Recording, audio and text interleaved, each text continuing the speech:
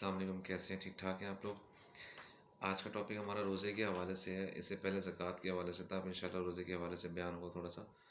उसकी तारीफ़, उसकी किन वजूहात की वजह से रोज़ा टूटता है और क्या क्या उज़र होना चाहिए कि रोज़ा नहीं टूटता, और कफ़ारे के हवाले से कुछ बात होगी।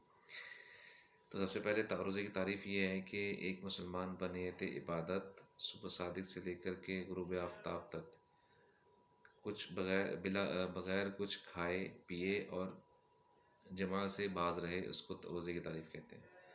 ठीक है जी। तो ये तीन कंडीशन लगा दी, जब खाना पीना और जमा करना। ठीक है। तो ये रोज़े की तारीफ़ में आता है। तो क़ज़ा की तारीफ़ ये है कि जिससे उसकी रोज़े की क़ज़ा वाजिब होगी और वही अदा करेगा। ठीक है, ये उसकी तारीफ़ है। फिर इसके अलावा जो कफ़ारे की किस्में हैं और उसकी तरतीब होती है, जैसे मिसाल के तौर पे किसी को कफ़ारा, किसी पे रोज़े कफ़ारा अदा करना पड़ गया उसको। ठीक है।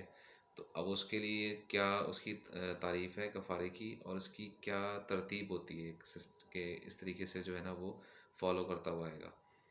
तो कफ़ारे के हवाले से ही कहा जाता है कि उसकी जो तारीफ़ ये है कि किस पे सॉरी है कि बंदा बालिग हो। ठीक है। औरत या मर्द बालिग हो, मुकीम हो, मतलब जिस जहाँ पे रहता है वहीं पे रहता हो, मतलब कहीं सफ़र ना कर रहा हो।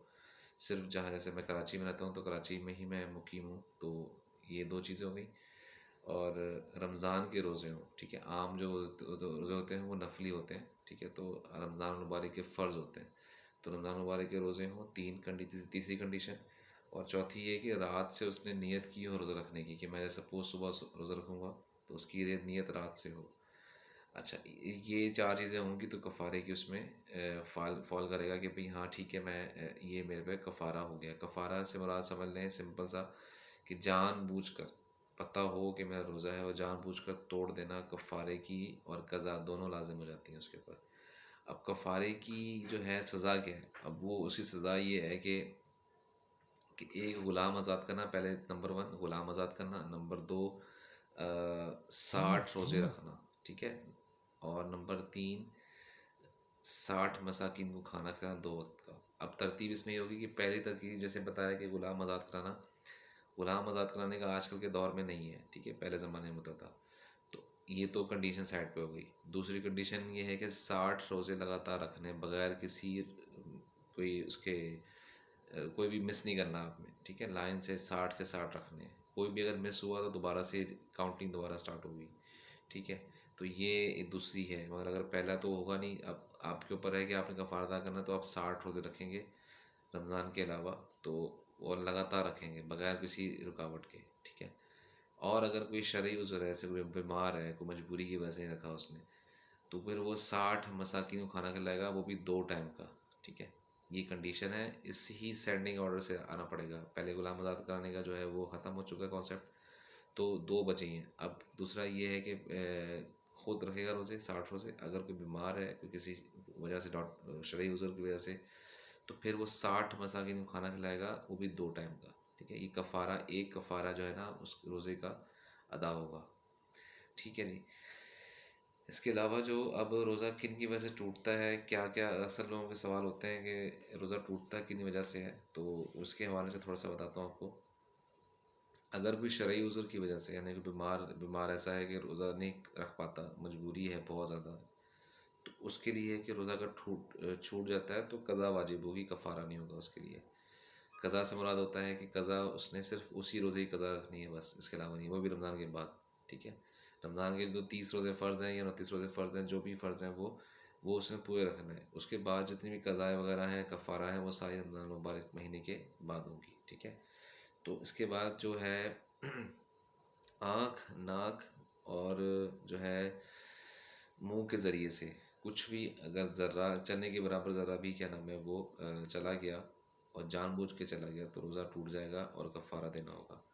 जैसे मिसाल के तौर पे आँख के में ज़रिए आपने सपोज़ करें आँख में दर्द था तो आपने ड्रॉप डाल दिए। ठीक है। तो अब ड्रॉप्स डालने की वजह से रोज़ा टूट गया, क्योंकि वो अंदर हलक तक जाता है। इसी तरीके से नाक के ज़रिए से भी, यूँ भी अगर आपने कोई ऐसी कोई इनहेल कर लिया किसी चीज़ को, तो वो भी अंदर चली जाती है। तीसरा जो है कान के थ्रू अगर कोई चीज़ आती है, अगर ड्रॉप डाल दिए, कोई तकलीफ़ थी तो कुछ पानी चला गया सपोज़, तो अब उसमें जो है क्या नाम है रोज़ा टूटेगा नहीं, क्योंकि कान के थ्रू جو بھی چیز آتی ہے وہ حلق تک نہیں پہنچتی انٹل کہ وہ اس کا پردہ نہ پھٹا ہو کان کا. تو جب کان کا پردہ پھٹا ہوگا تو ڈائریکٹ وہ پھر پہنچ جاتی ہے. ایسے نارمل شخص کے جو کان کا پردہ نہیں پھٹا ہوتا تو اگر ڈراپ ڈالے گا بھی تکلیف کی وجہ سے روزے کی حالت میں تو وہ روزہ نہیں ٹوٹے گا اس کا, صرف کان میں. باقی جگہوں منہ میں, ناک سے اور آنکھ سے, ان سے روزہ ٹوٹ جائے گا. ٹھیک ہے جی. اس کے علاوہ جو انجیکشن ڈرپ ان سے ٹوٹتا نہیں ہے. اس میں بعض علماء کا اختلاف ہے. ٹھیک ہے, کچھ لوگ کہتے ہیں ٹوٹ جاتا ہے, کچھ لوگ کہتے ہیں نہیں ٹوٹتا. تو آپ جس کو فالو کرتے ہیں, جس مفتی صاحب کو یا جن کو فالو کرتے ہیں, تو آپ انہی کو کیا نام ہے ان کے حساب سے چلیں گے. ہمارے مفتی اکمل صاحب جو ہیں, جو ہمارے استاد ہیں, وہ میں ان کے ہاں یہ ہے کہ, اور دعوت اسلامی والوں کے ہاں یہ ہے کہ ہم لگا سکتے ہیں. ٹھیک ہے, اگر بہت تکلیف ہے, بہت مجبوری ہے تو لگا سکتے ہیں. ہاں اگر کوئی کہے کہ میں طاقت کا انجیکشن لگوا لوں, ٹھیک ہے, یا طاقت کی ٹرپ لگا لوں, تو روزے کی حالت میں انسان ویسے ہی نڈھال تھوڑا سا ہوتا ہے, کیونکہ ظاہر بات ہے آپ نے کچھ کھایا پیا نہیں ہوتا, تو بندہ ویسے ہی کیا نام ہے وہ آپ کی جاب کی ٹائمنگ بھی شارٹ ہو جاتی ہیں, آپ باقی چیزوں کو بھی سائڈ پہ کر دیتے ہو, تو اس کی وجہ یہ کہ آپ کا جسم آلریڈی جو ہے نڈھال ہو چکا ہوتا ہے. تو اب آپ کہو کہ میں طاقت لینے کی کر رہا ہوں, تو یہ اس کا کوئی سولوشن نہیں ہے. تو وہ تو اس سے بچنا چاہیے. صرف اور صرف اگر بہت تک مجبوری ہے, تکلیف ہے, تو دین اس کو آپ یوٹیلائز کر سکتے ہیں. اچھا, شوگر ٹیسٹ, بلڈ ٹیسٹ, یہ بھی اسی کیٹیگری میں آتا ہے. ٹھیک ہے, تو وہ کر سکتے ہیں, وہ الاؤ ہے. کہ شوگر ٹیسٹ مجبوری ہے, بلڈ ٹیسٹ بھی مجبوری ہے. تو بلڈ کے حوالے سے کہا جاتا ہے کہ بلڈ جو ہے اگر آپ اتنا لیں, مطلب ایک سرنج کے لیتے ہیں, اور اس سے آپ کا روزے پہ فرق نہ پڑے, مطلب روزے فرق سے مراد کہ آپ خود نہ روزہ توڑنا پڑ جائے آپ کو, تو آپ کو علاوہ دینا, ادروائز آپ کو الاؤ نہیں ہے پھر. ٹھیک ہے, انسولین لگانے سے وہ ٹوٹ جاتا ہے, کیونکہ وہ پیٹ کے ذریعے سے جو ہے وہ انسولین لگائی جاتی ہے, تو وہ اس سے روزہ ٹوٹ جاتا ہے. انہیلر کا استعمال جیسے ہوتا ہے, مثال کے طور پہ انہیل, جیسے جو اس کے سانس کے جو مریض ہوتے ہیں تو انہیل کرتے ہیں, تو وہ بہت مجبوری کی وجہ سے, اگر وہ مثال کے طور پہ کہ روزہ ہے, میرا روزہ ہے اور مجھے یہ انہیل کرنا پڑ رہا ہے, تو مجبوری کی وجہ سے مجھے کرنا پڑ رہا ہے, تو میرا ٹوٹ تو جائے گا, لیکن اس کی قضا واجب ہوگی. ٹھیک ہے, گناہ گار نہیں ہوں گا, کیونکہ اس کی وجہ ہے کہ مجبوری میں لینا پڑے گا. سانس کا مسئلہ آ گیا نا, جینے مرنے کا ایشو آ گیا, تو اس حوالے سے جو ہے وہ اس کو انہیل کر سکتا ہے, لیکن انہیل کرے گا تو ٹوٹ جائے گا ان شارٹ. اچھا, الٹی کے حوالے سے جو وامٹنگ ہوتی ہے, اس کے حوالے سے تھوڑی سی 3 باتیں اکثر لوگوں یا پھنس جاتے ہیں اس میں آگے. تو 3 چیزوں کا خیال رکھیں. نمبر 1 کہ جیسے کوئی الٹی وامٹنگ جس کو آ رہی ہے, تو اس کو پتہ ہو کہ میرا روزہ ہے, ایک. نمبر 2, اس نے قصداً ایسا بھی کام جان بوجھ کے کیا کہ جس کی وجہ سے وامٹنگ ہوئی ہے. نمبر 2. نمبر 3, منہ بھر کے ہے. منہ بھر کے ایسے کہتے ہیں کہ جو کہ انکنٹرولیبل ہو, مطلب فوراً سے منہ سے باہر آ جائے, مطلب آپ کے کنٹرول سے باہر ہو جائے. تو یہ 3 کنڈیشن ہے. اگر تینوں میں سے کوئی بھی کنڈیشن میٹ نہیں ہو رہی, تو آپ کا روزہ باقی ہے اور ٹوٹا نہیں ہے. مثال کے طور پہ آپ کو پتہ ہے کہ آپ روزہ ہے, ٹھیک ہے, اور آپ نے قصداً کوئی کام ایسا نہیں کیا, خود آٹومیٹکلی اندر سے آیا اور منہ بھر کے آیا, تو 1 2 تو میٹ ہو گئی, ایک کنڈیشن میٹ نہیں ہوئی کہ آپ نے قصداً کچھ نہیں کیا, تو آپ کا روزہ نہیں ٹوٹے گا. اور آپ کو پتہ بھی آپ کو روزہ ٹوٹ گیا ہے, ٹھیک ہے, اور آپ کا روزہ ہے اور آپ نے قصداً کام بھی کیا ہے, لیکن منہ بھر کے نہیں آئی, ہلکی سی آئی, تو بھی روزہ ٹوٹے گا آپ کا. تو یہ بس یہ رہے گا کہ 3 چیزیں ہوتی ہیں, کہ منہ بھر کے آنا, اور آپ کو پتہ ہوا کوئی روزہ ہے, اور تیسرا آپ نے قصداً بھی کام نہ کیا ہو. ٹھیک ہے, اس کے حوالے سے عورتوں کے حوالے سے کہ اگر کوئی ان کے جو ایام آ گئے روزے کی حالت میں, تو روزہ توڑ دیں, اور پھر اس کا قضا ان پہ واجب ہو جائے گی, کفارہ نہیں ہوگا. باہر نکلتے ہیں, مٹی دھواں ہمارے منہ میں اور ناک کے ذریعے سے, آنکھوں کے ذریعے سے جو ہے نا وہ جا رہا ہوتا ہے, تو اس سے روزہ ٹوٹتا نہیں ہے, کیونکہ وہ تو آپ مجبوری کی وجہ سے آپ کو کیا نام ہے, جان بوجھ کے تو آپ گئے نہیں کسی چیز میں, تو ظاہر پتہ ہے نکلتے ہیں تو دھواں مٹی اڑ رہی ہوتی ہے, تو وہ چلا جاتا ہے, تو اس سے کوئی روزہ ٹوٹنے کا کوئی اندیشہ نہیں ہو سکتا. اس کے علاوہ تعلق زوجین اگر کر لیا تو کفارہ ادا کرنا ہوگا, ٹھیک ہے, کیونکہ آپ نے جان بوجھ کے کیا ہے, تو آپ نے کیا نام ہے, آپ کا کفارہ بھی ہے, قضا بھی ہے. تو کفارے کی جو میں نے بتایا تھا کہ کیا کنڈیشن ہے, اور قضائی کیا کنڈیشن ہے, وہ اس حوالے سے جو ہے فالو کرتے آئیں گے. مطلب 61 روزے ہو جائیں گے اس کے لیے, اگر وہ کفارہ اور قضا دونوں واجب ہو جائیں گی.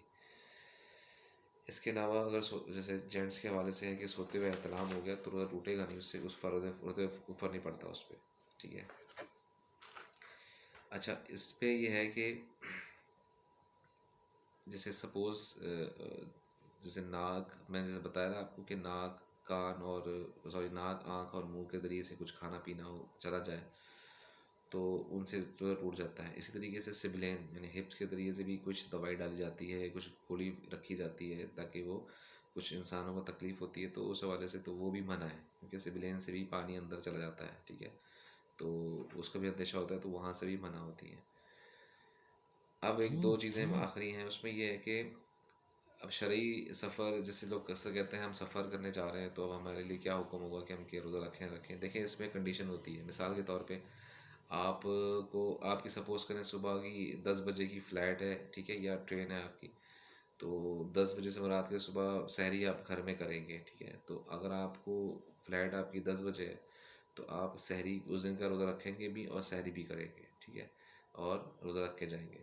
اور اگر ایسا ہوتا ہے جیسے سپوز کریں اس دن 10 بجے اس دن کا رکھ لیا آپ نے, اب سپوز ٹرین میں جا رہے ہیں 24 گھنٹے کا سفر ہے تو صبح 10 بجے کی ٹرین تھی تو اب اس دن کا تو رکھ لیا آپ نے, لیکن جب دوران سفر اب جب 10 بجے آپ کی ٹرین تھی تو ظاہر بات ہے کہ 10 بجے جا کے پہنچے گی تو سحری آپ کے دوران سفر آ گئی تو اس دن کا روزہ آپ چھوڑ سکتے ہیں پھر, کیونکہ دوران سفر اگر سحری آ جائے تو آپ پھر اس دن کا روزہ چھوڑتے ہیں, وہ آپ کو الاؤ ہے چھوڑنا, ٹھیک ہے.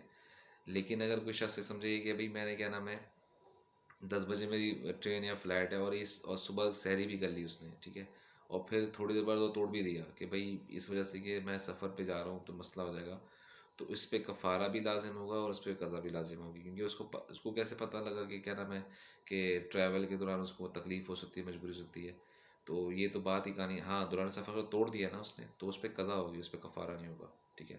دوران سفر اگر توڑ دیتا ہے روزہ مجبوری کی وجہ سے, الٹی وامٹنگ ہو رہی ہے, کچھ بھی ہو رہا ہے عجیب سا اس کا ہو رہا ہے کہ وہ نہیں برقرار رکھ پا رہا, تو پھر وہ اس کے اوپر قضا ہوگی, پھر کفارہ نہیں ہوگا.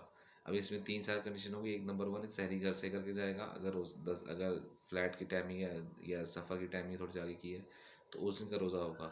نمبر 2 اگر دوران سفر سحری مل گئی تو اس دن کا روزہ چھوڑ سکتا ہے, قضا لازم ہوگی, ٹھیک ہے. نمبر 3 اسے توڑ دیا جان بوجھ کے, سحری کرنے کے بعد توڑ دیا اور اس کو پتہ تھا کہ میری فلائٹ اتنے بجے ہے تو میں مجھے مسئلہ ہو جائے گا, تو وہ اس کنڈیشن میں بھی اس کا روزہ ٹوٹ جائے گا اور کفارہ بھی اور قضا بھی لازم ہوگی اس کی, ٹھیک ہے. 92 کلومیٹر جو شرعی مسافر جو ہوتا ہے, وہ شرعی مسافر جو ہوتا ہے اس کی تعریف یہ ہے کہ 92 کلومیٹرز شریعت نے جو ڈیفائن کی ہے 92 کلومیٹرز تک وہ جا سکتا ہے اور شہر سے باہر جائے گا. مثال کے طور پہ یہاں سے حیدرآباد 150 کلومیٹر ہے مثال کے طور پہ, تو یہ شہر سے باہر ہو گیا, کراچی سے حیدرآباد چلا گیا, تو اس کے حوالے سے یہ شرعی مسافر ہو گیا, کیونکہ 150 کلومیٹر 92 سے زیادہ ہے تو شرعی مسافر بھی ہو گیا, اور مطلب 92 بھی ہو گیا, اور پلس اس نے شہر سے باہر چلا گیا. اگر آپ ادھر سٹی گھوم رہے ہیں تو وہ الاؤ نہیں ہوتا, ٹھیک ہے, شہر سے باہر جانا ضروری ہوتا ہے. اچھا ایک اور سوال ہوتا ہے کہ آخر میں کہ جیسے مثال کے طور پر جو باہر کے ملک میں رہتے ہیں لوگ, وہ اکثر ان کا ہوتا ہے کہ کہیں 29 روزے, مطلب مثال کے طور پہ وہ سعودیہ کے حساب سے چلتے ہیں تو وہاں پہ ایک دن ہم سے آگے چل رہے ہوتے ہیں. جب وہ پاکستان آتے ہیں عید کرنے کے لیے تو وہ ان کو جو ہے نا ایک روزہ پیچھے مل رہا ہوتا ہے, تو وہ انہیں جو کاؤنٹنگ ہوتی ہے چینج ہو جاتی ہے. تو اس میں یہ دیکھیں 30 یا 29 کا اعتبار نہیں ہے کہ 30 روزے ہوں گے 29 ہوں گے, اس میں رمضان کے مہینے کا اعتبار ہے. تو جہاں روزے ملیں گے تو اس کو وہیں روزے رکھنے پڑیں گے, ٹھیک ہے. پہلے جس کنٹری میں عید ہو رہی ہے تو عید منائے گا, جس کنٹری میں کیا نام ہے روزے ہو رہے ہوں تو وہ روزے رکھے گا. اس میں کاؤنٹنگ کا اعتبار نہیں ہے کہ 30 روزے میں نے رکھنے ہیں یا 29 رکھنے ہیں, اس کا اعتبار نہیں ہے. جس ملک میں جو چیز مل رہی ہوگی اس کو اویل کرنا ہوگا اس کو, ٹھیک ہے جی. یہ جو چیز پوائنٹس تھے میں نے جو آپ کو بتایا رمضان کے حوالے سے, تو انشاءاللہ کوئی اور ایشو ہوا تو مجھ سے پلیز پوچھ لے گا, ٹھیک ہے جی. السلام علیکم.